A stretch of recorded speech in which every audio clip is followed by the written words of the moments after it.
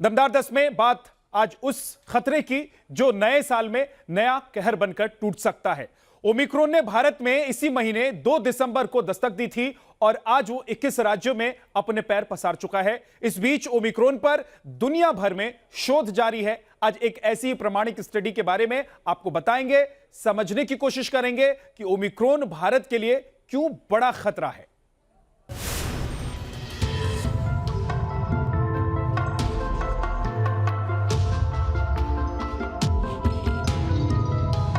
Vaccine की precaution dose भी प्रारंभ की जाए।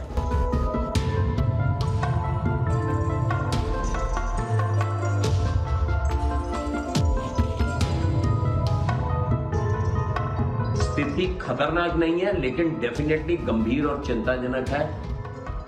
वायरस की नई लहर है, नए साल पर नया कहर है। हर रोज हालात बदतर होते जा रहे हैं। वो लोग भी नहीं बच पा रहे हैं जिन्होंने वैक्सीन ली है।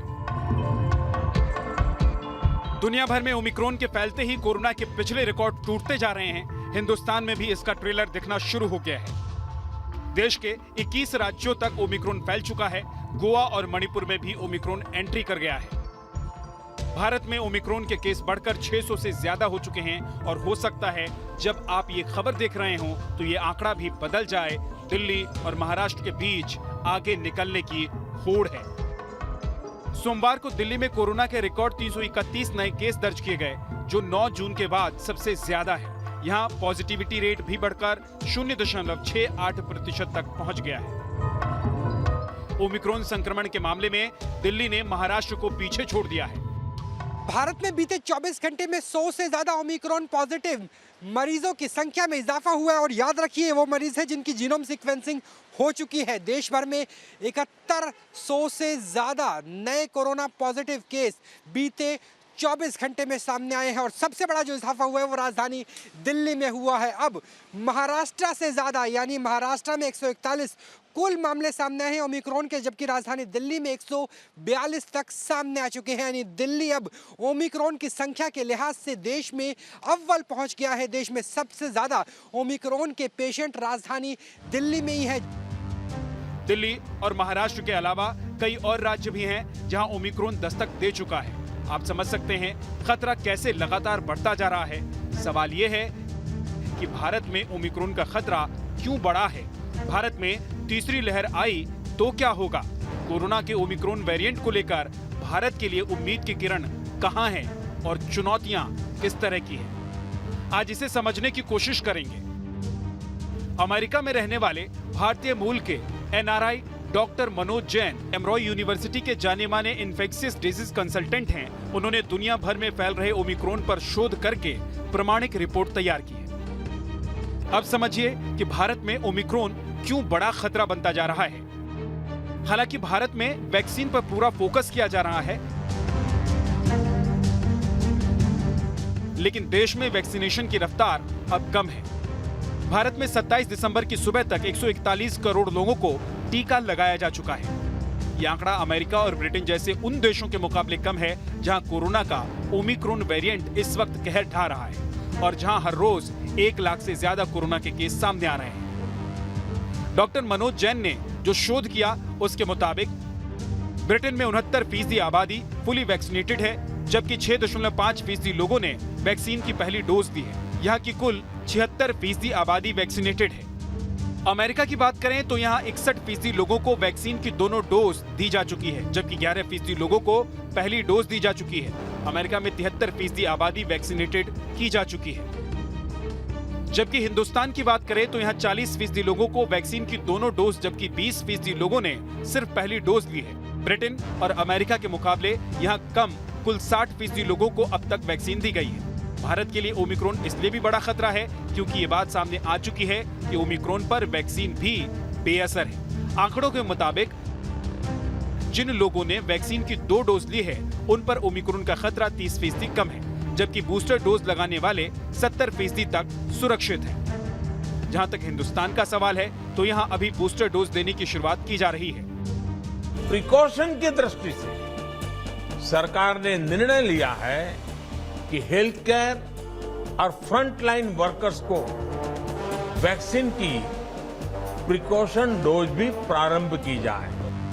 ब्रिटेन में हुई एक रिसर्च में ये बात भी सामने आ चुकी है कि ऑक्सफोर्ड एस्ट्राजेनेका की वैक्सीन लगने के 6 महीने के बाद ओमिक्रॉन का इन्फेक्शन रोकने में कारगर नहीं है।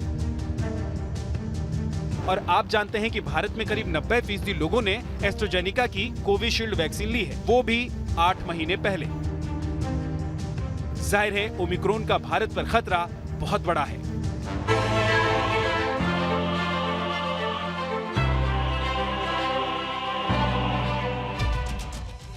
देश और दुनिया में जिस तरीके से कोरोना फिर तेजी से बढ़ रहा है, उसके पीछे ओमिक्रॉन को ही सबसे बड़ा कारण माना जा रहा है। वायरस से महामारी की लहर कैसे फैलती है, अब इसे भी इस डायग्राम के जरिए आप समझिए।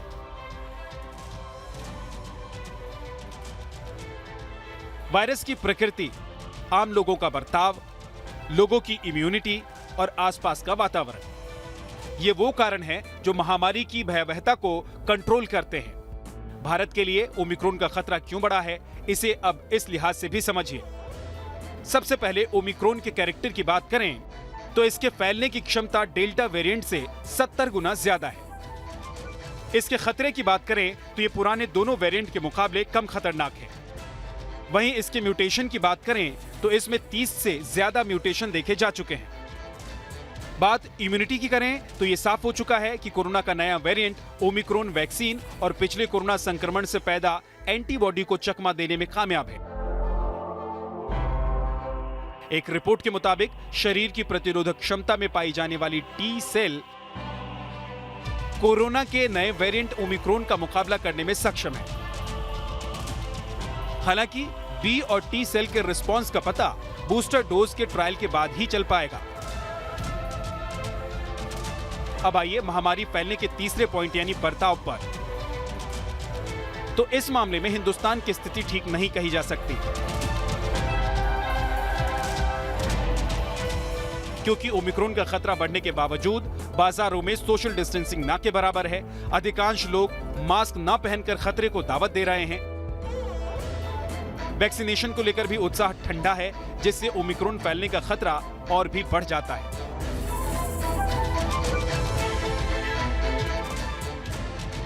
और अंत में बात एनवायरमेंट की करें, जिसके अंदर आते हैं सरकार द्वारा उठाए गए कदम, तो इसमें एक तरह से हम पीछे ही हैं। जहां दूसरे देशों में ओमिक्रॉन की एंट्री के बाद से ही लॉकडाउन के साथ ही कई तरह के प्रतिबंध लगा दिए गए, वहीं हिंदुस्तान में अब सरकारें कदम उठा रही हैं। कहीं दिन में धारा 144 लगाई जा रही है तो कहीं नाइट कर्फ्यू लगाया जा रहा है। हालांकि राजनीतिक दलों की रैली पर कोई रोक नहीं है। आप समझ सकते हैं ओमिक्रॉन को तीसरी लहर का कारण क्यों माना जा रहा है। Team news nation.